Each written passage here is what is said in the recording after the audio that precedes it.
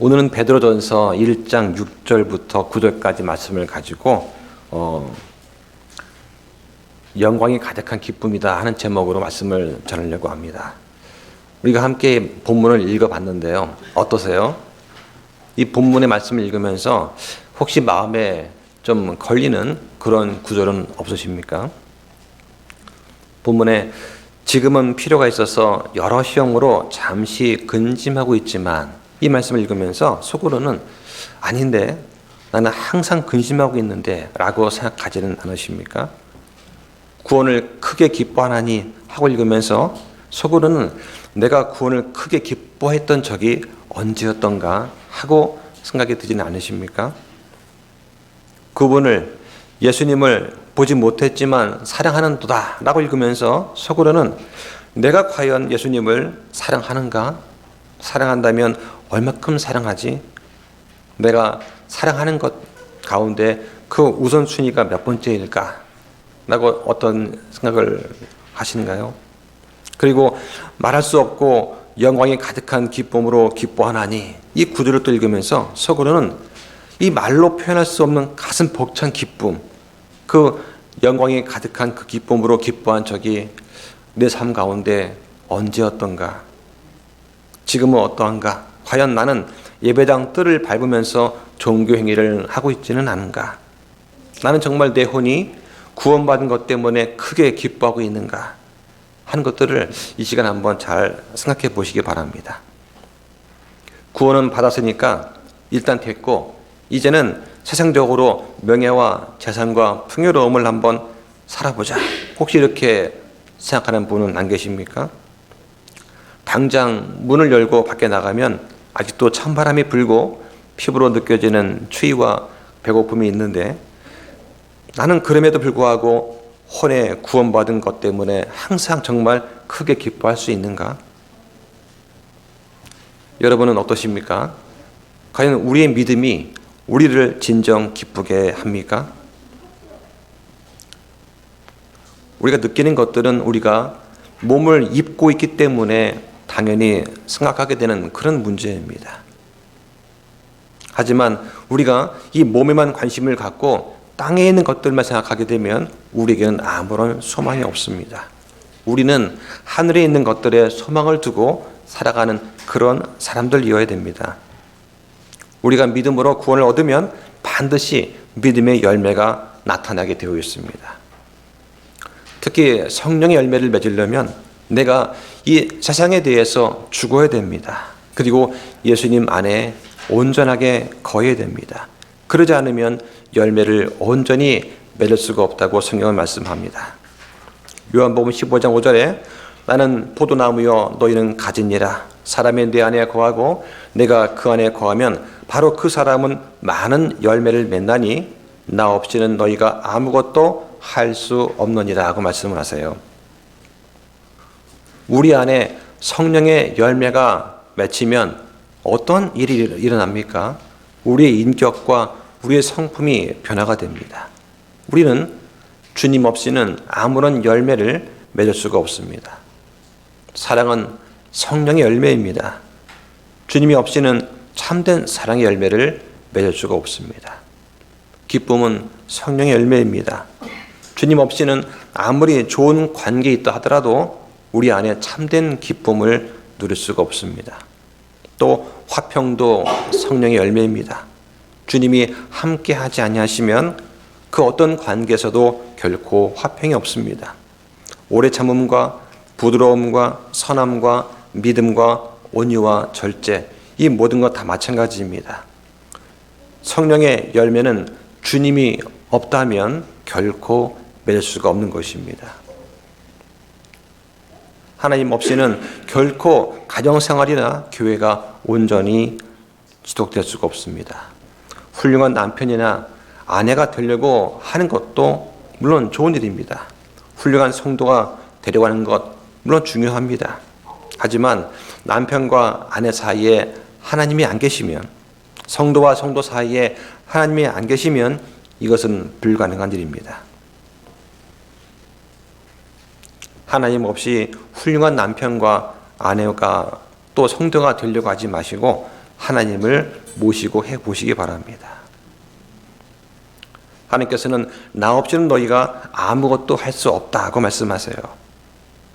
우리가 진정 이 말씀을 믿는다면 하나님께서 우리의 삶에, 인생에 적극적으로 개입하시고 함께 해달라고 간구하셔야 됩니다. 성경의 주제가 무엇입니까? 하고 물으면 여러 대답이 있을 거예요. 많은 분들이 세상 죄를 제거하시는 하나님의 어린 양 예수 그리스도다라고 말을 합니다. 물론 맞습니다. 그런데 이 신구약을 통틀어서 성경의 주제를 말한다면 하나님의 영광이라고 할 수가 있습니다.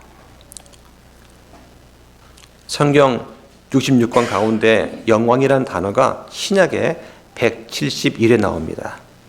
구약까지 포함하면 영광이라는 단어가 441회가 나와요. 그 가운데 하나님의 영광이라는 표현이 22번 나옵니다. 에스라 성경사전에서 영광을 찾아보니까 성경에서 하나님과 그분의 일, 또 그리스도와 그분의 복음, 그리고 천국 등과 관련해서 사용되는 아주 중요한 단어다라고 정의를 내리고 있습니다. 이 구약 성경에서 나타난 영광은 어떤 것입니까?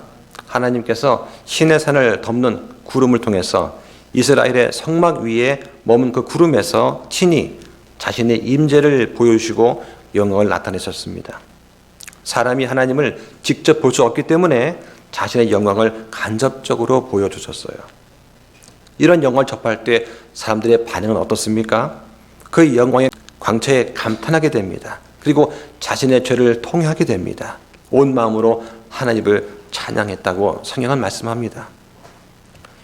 신약에 나타난 영광은 가장 두드러진 게 바로 예수 그리스도이십니다.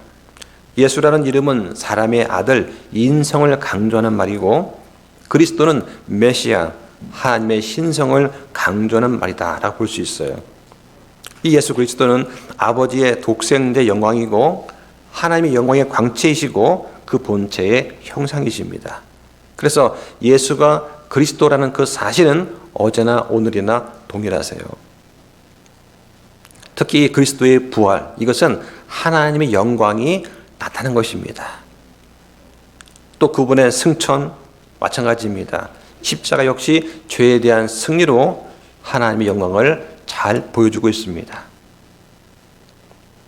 그래서 이 고난을 통해 영광에 들어가신 그리스도를 믿는 자들은 그리스도의 인도를 받아서 그분과 함께 영광 받기 위해 현재의 고난도 기쁘게 받는다고 로마서 8장 17절에 말씀하고 있어요. 우리 그리스도인의 임무가 무엇입니까?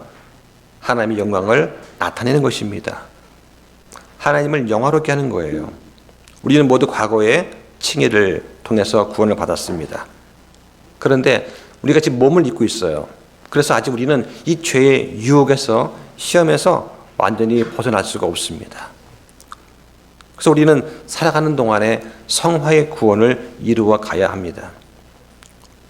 우리가 교회에 나와서 말씀을 듣고 또 기도하고 또 섬기고 또 교제하는 이 모든 것들은 바로 말씀대로 살고 순종하기 위한 것입니다. 이게 바로 성화를 이루어 나가는 과정이에요. 그러니까 혼자서 집에서 인터넷 통해서 예배를 드린다는 것은 그걸 통해 성화를 이루는 것은 거의 불가능합니다. 성화라고 하는 것은 다른 사람을 섬기면서 열매가 맺어지기 때문에 그렇습니다. 이 하나님의 선택받은 그 사람들이 누릴 수 있는 복이 많이 있습니다. 오늘 본문에서 말하고 있는 것은 특히 아주 특별한 기쁨이에요. 오늘 본 6절에 보니까 비록 지금은 필요가 있어 너희가 여러 가지 시험으로 인해 잠시 근심하고 있지만 그 구원을 크게 기뻐하나니 라고 말씀합니다. 그리스도인들은 크게 기뻐할 수 있습니다. 또 8절에서도 말할 수 없는 영광에 가득한 기쁨으로 기뻐한다고 말합니다. 이 말로 표현할 수 없을 만큼 크고 영광스러운 그 기쁨, 아마 누구나 가슴 벅찬 기쁨을 느낄 때가 있을 겁니다. 여러분 삶에서 그런 기쁨을 마지막 느껴본 적이 언제이신가요? 오늘 본문에서 우리는 이 베드로가 말할 수 없는 큰 기쁨에 초점을 맞추려고 합니다. 그래서 오늘 제목은 영광이 가득한 기쁨이다 라고 정했습니다. 베드로가 그 구원을 크게 기뻐하나니 라고 할 때 기뻐한다는 단어가 영어로는 joy예요. 성경에 165회 나옵니다. 그런데 크게 기뻐한다 할 때는 rejoice라고 합니다. 이 단어는 192회가 나와요. 베드로가 1장 1절부터 5절까지 말씀에서 이 큰 기쁨을 느낄 수 있는 그 근거를 과거와 현재와 미래의 관점에서 설명하고 있습니다. 먼저 크게 기뻐할 과거의 근거가 있어요. 1장 2절에 보면 우리는 성령의 거룩하게 하심으로 구별되었습니다. 그리고 우리는 예수 그리스도의 피 뿌림에 이른 자들이에요. 또 3절에서 우리는 산 소망으로 다시 태어났다고 말씀을 합니다. 또 우리가 기뻐할 수 있는 현재의 근거가 있어요. 2절에 보니까 우리는 하나님의 선택받은 사람들입니다. 또 5절에 우리는 지금 믿음을 통해서 하나님의 권능으로 보호를 받고 있어요. 이게 우리가 현재 기뻐할 수 있는 근거예요. 또 앞으로 우리가 미래에 크게 기뻐할 수 있는 근거가 있습니다. 4절에 보니까 하늘에 우리를 위해서 마련된 상속 유업이 있습니다. 이것은 누구도 빼앗을 수가 없는 것입니다. 또 5절에 우리는 마지막 때 나타날 구원, 이 죄의 존재 자체로부터 자유롭게 되는, 영화롭게 되는 구원이 있어요. 이 구원을 우리는 고대하고 있습니다. 우리는 이렇게 과거와 현재와 미래에 주어지는 이 복, 이 주가 주시는 이 복에 대해서 우리는 말할 수 없는 큰 기쁨을 가질 수가 있게 됩니다. 이 기쁨이 얼마나 큰 기쁨이냐? 베드로는 이렇게 말합니다. 6절과 7절 한번 다시 보시죠.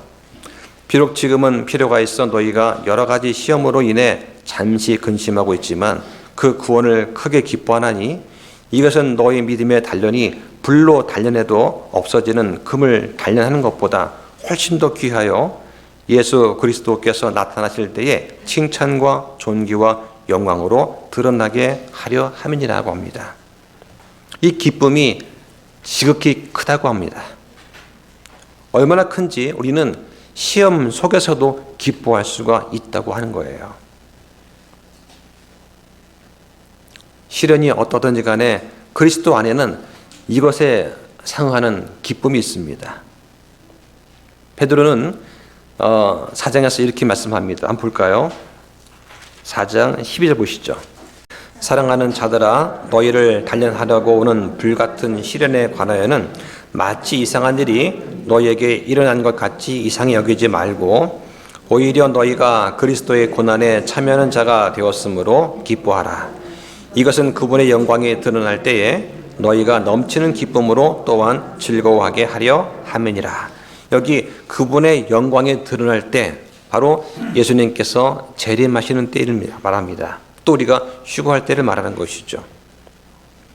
어떤 사람은 오직 나만 권한 맞는 것 같다 이런 말을 합니다. 다른 사람은 다 잘 나는 것 같은데 나한테만 어려움이 닥친다고 생각을 합니다.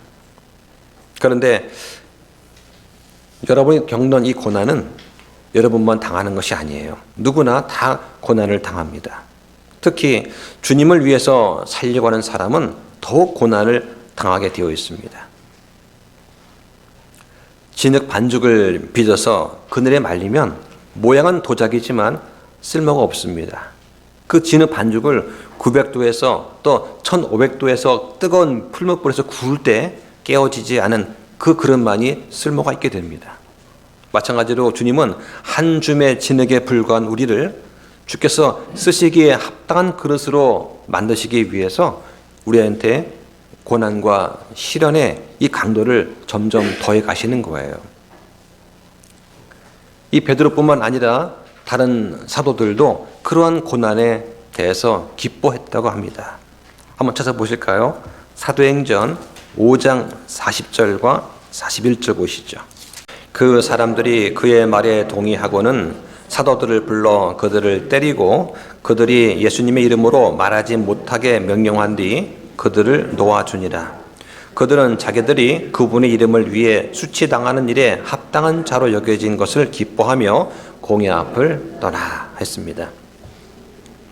무엇이 겁 많은 제자들을 예수님께서 잡혀가실 때 두려워서 예수님을 버리고 도망쳤던 이 사람들을 생명의 위협에도 불구하고 두려움이 없는 그런 담대한 사람이 되게 만들었을까요? 바로 예수님의 부활이라고 하는 이 놀라운 역사적인 사건이 그 사람들을 완전히 바꿔놓은 것입니다. 그 결과 그분의 이름을 위해서 수치당하는 일에 합당한 자로 여겨진 것을 기뻐했다고 합니다. 여기에 기뻐하며 라고 되어 있지만 영어 성경에 보면은 rejoicing 해가지고 크게 기뻐했다라고 되어 있어요.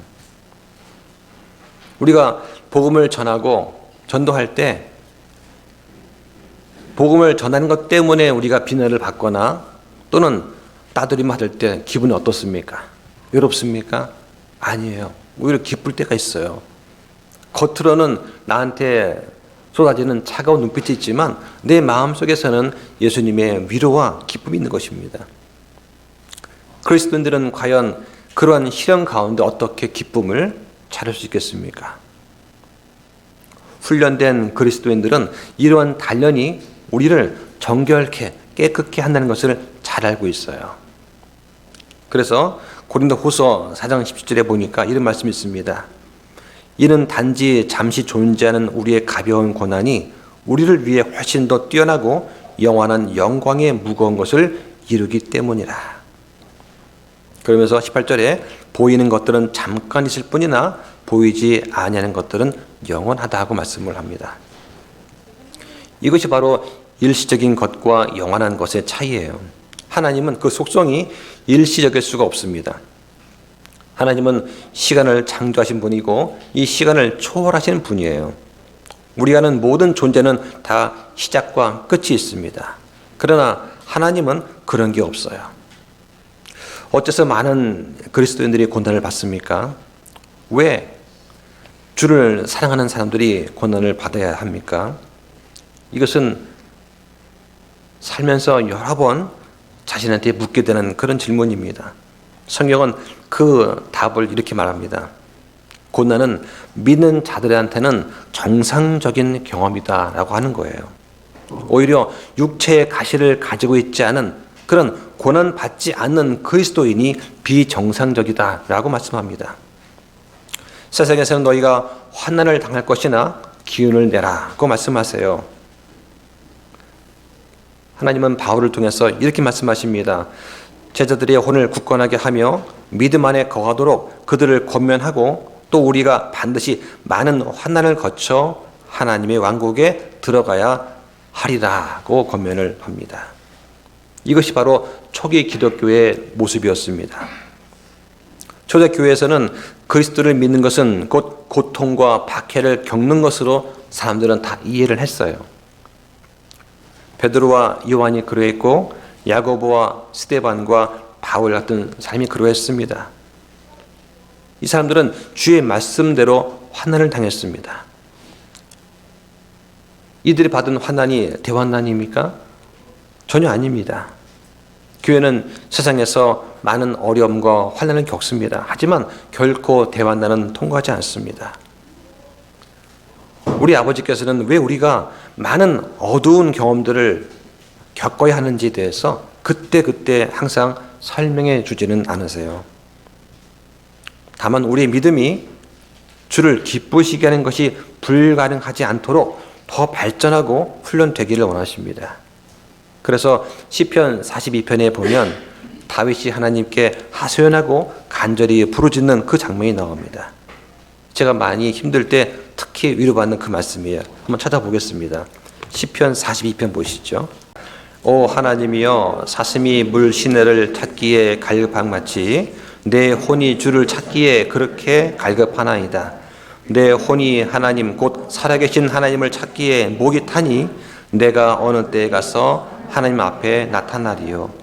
그들이 계속해서 내게 말하기를 네 하나님이 어디 있느냐 하므로 내 눈물이 밤낮으로 내 음식이 되었도다. 거기 밑에 5절 보시죠. 5절. 자, 시작.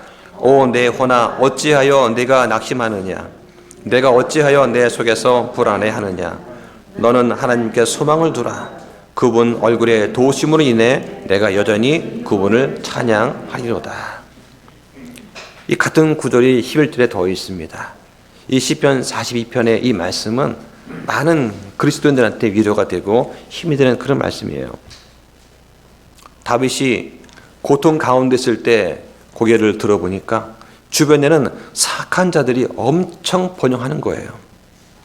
그런데 정작 하나님의 자녀들은 항상 시험과 시련을 겪는 것처럼 느껴졌습니다. 이걸 보고 다윗은 얼마나 좌절했을까요? 그러나 다윗이 이 하나님의 말씀을 마음에 두고 겸손히 앉아서 그 뜻을 완전히 받아들이는 상태에 도달했을 때 다윗은 환난 가운데서도 기뻐할 수 있었습니다. 이것이 바로 영적인 우울과 낙심을 극복할 수 있는 치료법이자 승리의 비결이라고 할 수 있어요. 이 단련을 통해서 시련을 통해서 얻을 수 있는 게 뭔지를 알면 우리는 그런 시련 가운데서도 기뻐할 수가 있습니다. 한번 찾아볼까요? 신약에서 야고보서 1장 2절 보시죠. 내 형제들아 너희가 여러 가지 시험에 빠질 때에 그것을 다 기쁨으로 여기라. 너희 믿음의 단련이 인내를 이루는 줄 너희가 아느니라. 오직 인내를 완전히 이루라.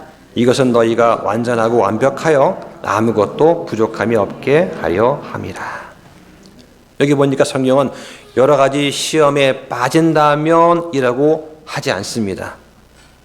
시험에 빠질 때라고 하십니다. 이 말은 시험에 빠지는 것이 당연하다는 그런 말씀이에요. 모든 구원받은 그리스도인은 반드시 시험에 빠지게 되어 있습니다. 주님께서는 단 한 번도 이 구원받은 사람이 항상 이 땅에서 꽃길만 걷게 되고 원하는 것을 이룬다고 말씀하신 적이 없으세요. 오히려 구원받은 사람에게는 시험과 유혹이 끊임없이 다가올 것입니다. 하지만 그럼에도 우리는 그것들을 다 기쁨으로 여길 수가 있어요. 여기 시험에 빠질 때 이 말은 내 선택과는 무관하게 어떤 어려운 상황 속에 있는 것을 의미합니다. 길을 걷다가 발을 잘못 디뎌서 물구덩이에 붕덩 빠진 것과 같은 거예요. 하나님께서 우리를 창조하시고 우리를 구원하신 이유가 무엇입니까? 우리가 이 땅에서 건강하게 오래오래 사는 것이 결코 아닙니다.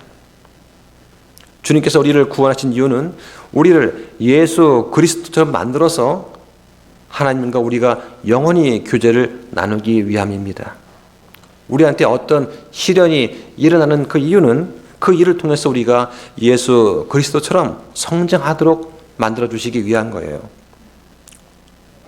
우리가 주님의 이러한 목적을 잘 안다면 우리한테 일어나는 그런 시련을 통해서 우리는 능히 크게 기뻐할 수가 있을 것입니다.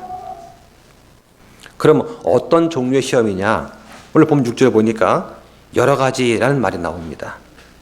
비록 지금은 필요가 있어 너희가 여러 가지 시험으로 잠시 근심하고 있다고 합니다.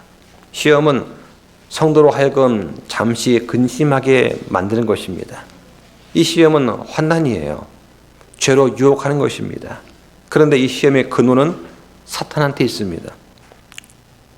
성경은 그래서 이 사탄을 시험하는 자라고 부릅니다. 그런데 이 시험은 일시적인 거예요. 성도의 영원한 구원을 결코 방해하지는 못합니다. 그러므로 우리가 그 구원을 크게 기뻐할 수 있는 것입니다. 이 시련은 성도가 받은 영원한 구원을 단단하게 단련하는 데 아주 유용합니다. 그래서 야고보도 너희가 시험 만나거든 온전히 기쁘게 여기라고 말한 거예요. 누구도 이 박해와 환난을 좋아하지는 않을 것입니다. 그 박해가 심적인 고통뿐만 아니라 육체적인 고통일 때는 더욱 어려울 것입니다. 고문을 당하고 매를 맞고 이 배고픔을 찾는 것은 정말 어려운 것입니다. 초대교회의 많은 성도들이 이 바른 믿음을 따른다는 그 한 가지 이유만으로 유정자들의 미움을 받았습니다. 죽음의 길을 넘나들었습니다. 피난길에 올랐습니다. 어려움을 당했어요. 어떤 사람들은 이렇게 말을 합니다. 그리스도인이 되면 꼭 그렇게 고난을 받아야 하느냐? 탄탄대로를 걷고 꽃길만 걸을 수는 없느냐 하고 묻습니다. 그리고는 그렇게까지 고난 받으면서 나는 예수님을 믿고 싶지는 않다라고 말을 해요. 여러분, 이것이 바로 마귀의 속삭임입니다. 마귀가 속이는 거예요. 40일간 굶주린 예수님께 이 마귀는 돌들이 빵이 되라 하고 배고픔을 면하라고 유혹했습니다. 성전 꼭대기에서 뛰어내리라. 천사들이 너를 받들어서 돌에 부딪히지 않게 하리라 하고 유혹했습니다. 나한테 경배하면 세상의 모든 왕국들과 영광을 주겠다고 또 유혹했습니다. 이 유혹을 예수님은 말씀으로 물리치셨어요. 우리한테도 이 마귀가 유혹을 합니다. 고난 없이 영광을 취하라고 합니다. 구원 받았으니까 이제는 하고 싶은 걸 마음대로 하면 살라고 유혹합니다. 쉬운 길이 있는데 굳이 어려운 길을 가려고 하나? 이렇게 유혹을 합니다. 아이들 다 키우고 이제 먹고 살만해졌는데 굳이 고난의 길을 가려고 하나? 하면서 시험을 합니다. 여러분, 이 마귀를 우리는 대적해야 됩니다. 안 그러면 이 마귀 음성에 계속 빠져들게 될 것입니다. 이 본문에서 말하는 이 시험에는 우리가 그리스도를 위해서 살아가기 때문에 오는 그런 시험도 있습니다. 한번 찾아보겠습니다. 마태복음 5장 10절 보시죠. 의로 인해 핍박받는 자들은 복이 있나니 하늘의 왕국이 그들의 것이기 때문이라. 나로 인해 사람들이 너희를 모욕하고 핍박하며 너희를 대적하여 거짓으로 온갖 종류의 악한 것을 말할 때에 너희에게 복이 있나니 기뻐하고 크게 즐거워하라. 하늘에서 너희 보상이 크니라. 그들이 너희 전에 있던 대언자들을 이같이 핍박하였느니라. 이 말씀은 예수님께서 유대인에게 주시는 말씀입니다. 하지만 우리에게도 적용할 수가 있어요. 여기 의로 인해서, 여기 나온 의가 무엇입니까? 11절에 나로 인해, 의와 나는 곧 예수님을 말하는 거예요. 예수님 때문에 핍박받고 모욕받고 또 사람들이 대적할 때 오히려 기뻐하라고 말합니다. 우리는 살아가면서 매일 고난 가운데 기뻐할 수가 있습니다. 우리한테는 질병이 있습니다. 또 슬픔도 올 수가 있어요. 때로는 좌절합니다. 또 임박한 죽음도 있을 수 있어요. 이런 것들 또한 우리의 믿음과 소망과 사랑과 인내를 테스트하고 시험할 수 있는 중요한 기회가 될 수 있어요. 오늘 본문 7절에서 베드로는 이런 시험을 믿음과 금을 비교해서 또 설명을 해줍니다. 본문 7절에 보니까 이것은 너의 믿음의 단련이 불로 단련해도 없어지는 금을 단련하는 것보다 훨씬 더 귀하다고 합니다. 베드로가 어떻게 위로합니까? 참된 믿음은 결코 변하거나 없어지지 않는다. 그래서 이 금이 불로 단련받듯이 믿음도 시련 통해서 단련받는다고 말씀합니다. 이 금의 가치는 순도를 표준으로 정한다고 해요. 제가 이 준비하면서 이 금이 어떻게 얻어지는지 한번 찾아봤습니다. 24K하고 18K를 전 처음 알았어요. 24K가 순금이라면서요. 저는 그걸 몰랐습니다. 18K가 뭐냐 했더니 순금하고 다른 거를 18대 6으로 섞은 거라고 하더라고요. 그것도 처음 알았습니다. 원래 금 보기를 돌같이 봐가지고요. 그래서 이 금이 섞여 있는 이 금광석, 이걸 불에 넣어서 재련하는데, 그러면 이물질이 다 산화되고 금만 남아서 순금이 된다고 합니다. 그래서 1톤짜리 광석을 불로 달궈서 이렇게 뽑아내면 2g의 금이 섞여 있어도 1톤의 돌이 금광석이라고 부른대요.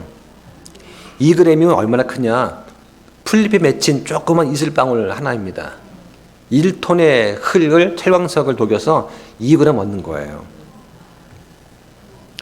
이렇게 우리의 믿음이라는 것도 세상에 잡다한 그 이물질이 섞여 있습니다. 이거를 불같은 시험으로 단련을 받는 거예요. 그러면 세상을 이길 수 있는 순수한 그런 믿음이 됩니다.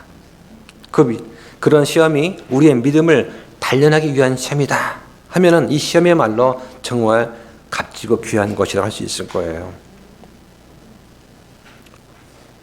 그러면 이러한 기쁨을 우리가 어떻게 소유할 수 있을까요? 모든 사람이 다 이런 기쁨이 있습니까? 그렇지는 않을 거예요. 심지어 우리 가운데 믿음이 좋다고 하는 그런 사람들 가운데서도 그런 기쁨이 항상 있지 않은 걸 볼 수가 있습니다. 이 8절에서 보면은 베드로는 이 말할 수 없는 기쁨을 소유하는데 꼭 필요한 것들을 말해주고 있어요. 바로 뭐냐면 이 기쁨을 소유하려면 우리는 예수님을 사랑해야 합니다. 8절에 그분을 보지 못했으나 사랑하는도다 라고 말씀합니다. 여러분, 이 보지 못했는데 사랑할 수 있습니까? 안 보면 멀어지지 않나요? 그런데 어떻게 보지 못했지만 사랑한다고 할까요? 이 말씀이 이해가 되십니까? 이 부분을 좀 설명을 하기 위해서 제가 책을 찾아보다가 제임스 낙스 목사님이 쓴 책을 제가 보게 되었습니다. 그 책에서 이렇게 이 구절을 설명을 하더라고요. 그 낙스 목사님은 애정과 열정을 비교하면서 설명을 하십니다. 애정과 열정, 뭐가 다를까요? 애정은 지속적입니다. 부모가 자녀를 애정을 가지고 대하죠. 아이가 말 안 듣는다고 해서 내팽개칩니까? 그렇지 않거든요. 예. 징계를 하고 화를 낼지언정 또 품습니다. 이게 애정이죠. 근데 열정은 오래가지 못하는 것이다 라고 이해하시면 좋겠습니다. 보지는 못했지만 사랑하는 것을 바로 애정이라고 할 수 있습니다. 우리 내면에는 예수 그리스도의 사랑이 있고 그분과 영원히 함께 살게 된다는 그 믿음이 있습니다. 이거를 애정이라고 우리는 바꿔 말할 수 있을 것 같아요. 이러한 애정이 있기 때문에 우리는 주님을 보지 못했지만 사랑하고 믿고 기쁨 가운데 살아갑니다. 이런 삶이 어떻게 가능하냐? 바로 이 애정이 열정을 완전히 지배할 때 가능하다는 거예요. 예를 들어서 남편과 아내 관계를 설명합니다. 남편과 아내의 관계는 애정 위에 세워져야 됩니다. 처음 두 남녀가 만나서 열정으로 인해서 결혼할 수는 있어요. 하지만 이 결혼을 계속해서 지탱해 주는 것은 열정이 아니라 애정입니다. 이 애정은 시험과 단련을 통해서 더욱더 깊어지는 거죠. 제가 전에 한번 물어보니까 집사람은 저한테 애정이냐 했더니 아니라고 하더라고요. 애정이 아니라 우정이랍니다. 그래서 우리는 친구 사이로 지내고 있어요. 어떤 사람들이 교회에 와서 심리도 받습니다. 또 성경 공부도 하고 예배에도 참여합니다. 그런데 갑자기 얼마 후에 안 보여요. 왜 그렇습니까? 그 사람들은 열정으로 사는 사람들이기 때문에 그렇습니다. 열정을 가지고서 여기 이런 교회가 있어? 하고 왔어요. 그런데 애정이 없기 때문에 오래 못 다니는 것입니다. 오직 애정으로 사는 사람들만이 교회를 계속 다닐 수가 있는 거예요. 그런 사람들은 열정으로 살면은 자신의 열정이 식거나 자기의 생각과 다를 때 교회를 옮기고 종교를 바꾸고 심지어 애인도 바꾸면서 살아갑니다. 어떤 사람이 기쁠 때나 슬플 때나 좋은 일이 있을 때나 나쁜 일이 있을 때나 꾸준하게 교회에 와서 주님을 섬길까요? 구원받고 나서 우리 안에 내주에 계시는 성령님께서 인도하시는 대로 애정을 가지고 꾸준하게 사는 그런 사람들이 됩니다. 살다 보면 교회에 오고 싶을 때가 있고 빨리 교회를 떠났으면 할 때도 있어요. 내가 뭘 느끼는가는 중요치 않습니다. 나의 애정이 어디 있는가? 나의 애정이 하나님의 집과 하나님의 백성과 우리 형제 자매와 또 하나님을 향해 있다면 문제가 되는 것은 아무것도 없다라고 할 수 있어요. 예수님은 모든 것을 기뻐하게 할 수 있는 궁극적인 근원이 되십니다. 그래서 항상 주를 기뻐하라. 내가 다시 말하노니 기뻐하라고 하십니다. 여기에도 리조이스가 사용되었습니다. 그래서 항상 주를 크게 기뻐하라. 다시 말하노니 크게 기뻐하라고 말을 하는 거예요. 네. 이 말씀을 읽을 때 그냥 기뻐하라 정도가 아니고 정말 크게 기뻐하라는 거예요. 우리가 진정으로 예수님을 사랑하면 그분과 그분의 아버지께서 우리와 함께 하신다고 약속을 하셨어요. 요한복음 14장에 보니까 예수님께서 이렇게 말씀하십니다. 사람이 나를 사랑하면 내 말들을 지킬 것이다고 하세요. 주님은 제자들이 그 말씀을 지키며 살기를 원하셨습니다. 말씀을 지키는 것이 사랑의 증거예요. 아버지의 사랑을 받는 그런 길입니다. 그럼 우리는 어떻게 해야 될까요?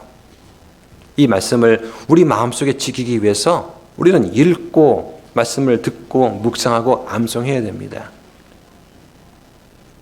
이 험한 세상을 말씀으로 살아가기 위해서는 말씀이 그 내 안에 있어야 되는 거예요. 어떤 분은 저는 나이가 들어서 말씀이 잘 안 외워집니다. 그런 분이 계실 거예요.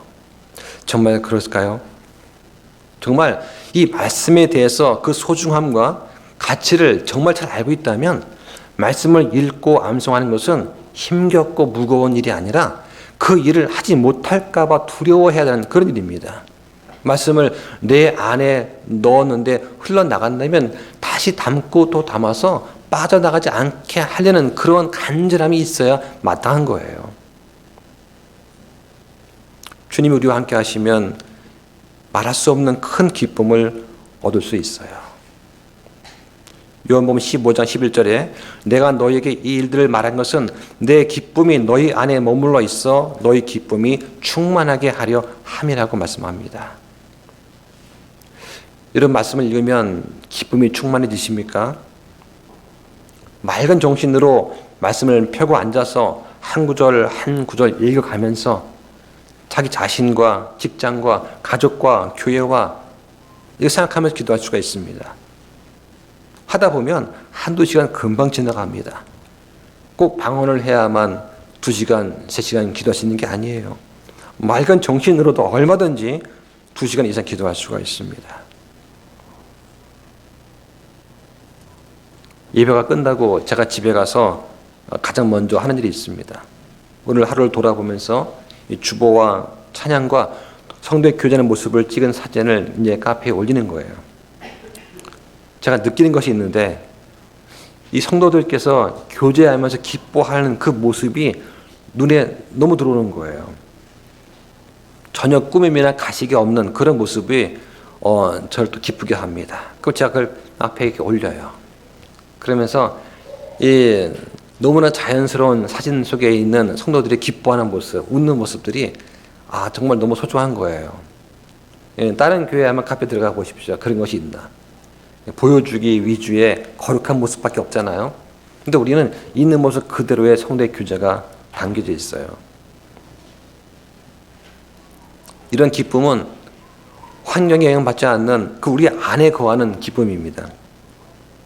예수님께서 그 아버지와 교제하실 때 갖는 그 기쁨을 하나님은 우리가 성도의 교제를 할 때 느끼기를 원하십니다.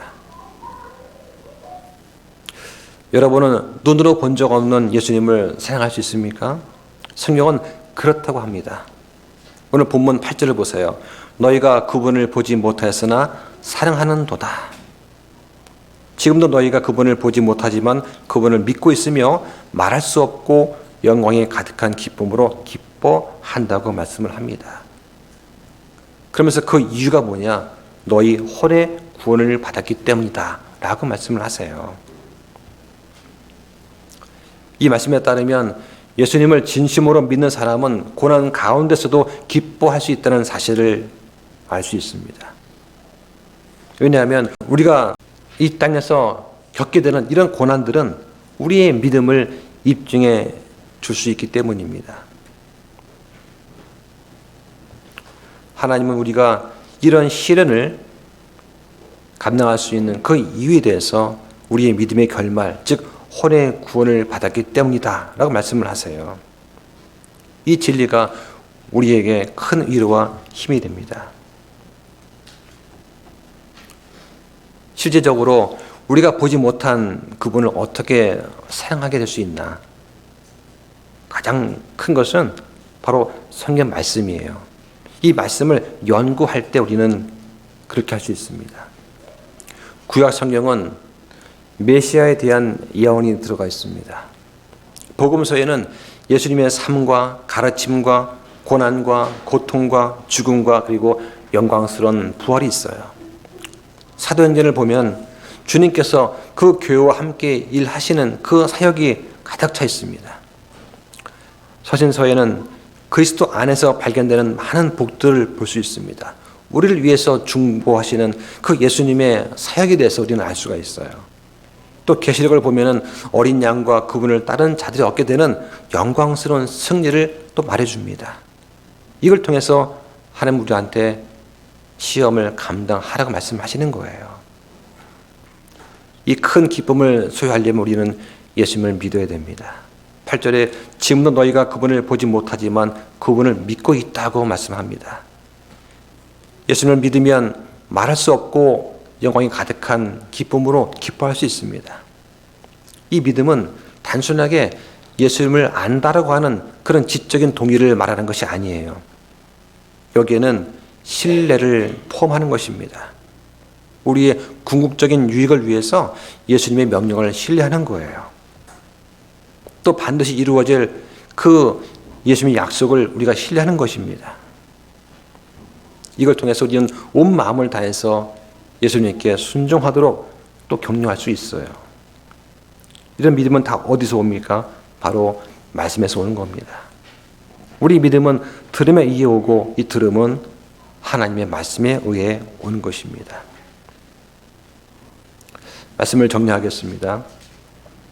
우리가 예수님의 믿음을 가질 때, 그리고 우리가 온 인격을 다해서 그분을 진정으로 사랑할 때 우리가 받는 복은 말할 수 없는 영광스러운 기쁨이 될 수 있어요.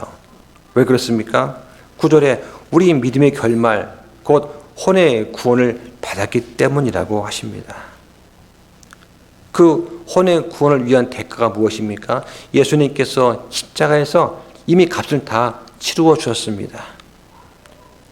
이 예수님의 대신 속죄를 우리가 믿기만 하면 되는 거예요. 그럼 누구든지 혼의 구원을 받게 됩니다. 이 말할 수 없는 큰 기쁨은 우리의 과거와 현재와 미래에 많은 복의 기초가 됩니다. 이 기쁨을 가지고 우리는 살면서 모든 종류의 여러 가지 시험을 즐겁게 감당하고 견뎌 이길 수 있는 것입니다. 그런데 이 축복은 예수님을 진정으로 사랑하고 믿는 자에게만 해당이 되는 것입니다. 여러분은 예수님을 사랑하십니까? 그렇다면 그분의 명령을 지키시기 바랍니다. 주님을 사랑하면 필연적으로 따라오는 것이 있습니다.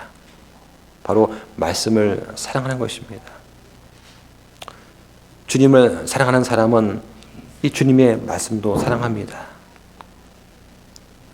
하나님을 믿는 사람은 하나님의 말씀도 믿습니다. 주님을 존중하는 사람은 이 주님의 말씀도 존중합니다. 어떠한 대가나 어떠한 징계가 없어도 주님을 사랑하면 그 주님 말씀대로 우리는 따라가게 되는 것입니다. 예수님을 사랑해야 예수님을 섬길 수가 있습니다. 예수님은 사랑 안에 거하는 것에 모든 믿음 생활의 답이 다 들어있어요. 우리가 이 순종을 통해서 말할 수 없는 영광이 가득한 이 큰 기쁨을 누리시기를 예수님 이름으로 축원합니다. 기도 마치겠습니다.